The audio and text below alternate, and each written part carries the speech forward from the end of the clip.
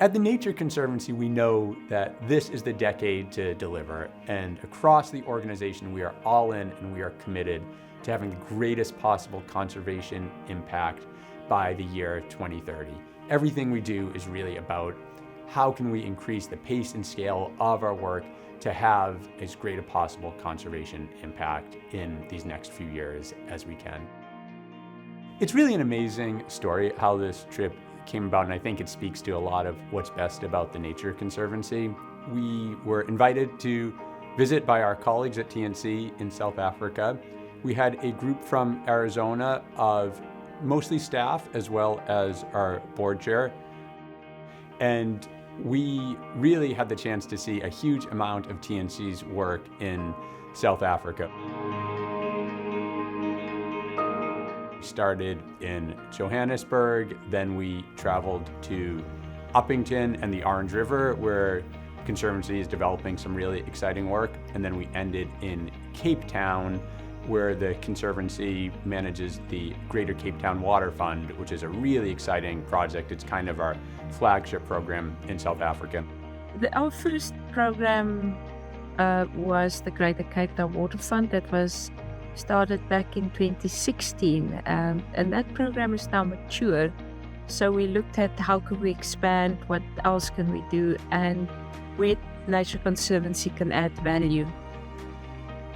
One of the big surprises and one of the really exciting things is how similar so much of both the challenges that they're managing. They have very significant water issues. Of course, we do here in Arizona.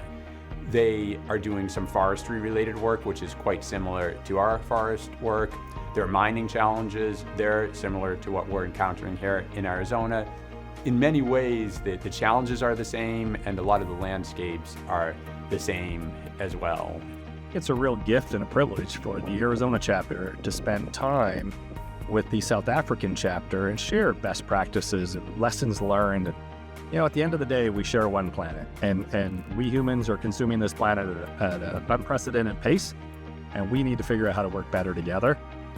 One of the things that struck me is the potential for work on water quality and nature-based solutions to improve water quality, because that's going to impact this river in the sense of if we can't use the water because the water quality is so poor, we won't be able to use this really valuable resource. This is a precious river in a very dry landscape. And so being sure that we can protect this in the long run will be critical to the livelihoods and the environment in this region.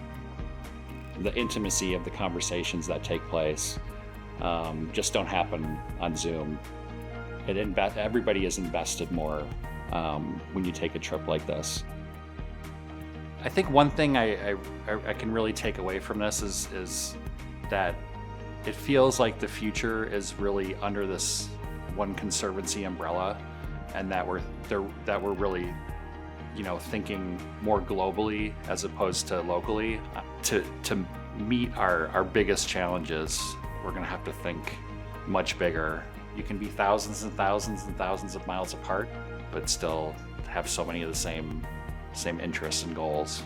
I think a visit like this really helped both of us, in this case Arizona and South Africa, but hopefully in a way that will go beyond these two programs, really be able to increase our conservation impact. But it's also going to have to be working at scale, working together, working across borders, working across the globe to really have the kind of impact that we need to if we're serious about really making a big difference around the issues that are most important to us this decade.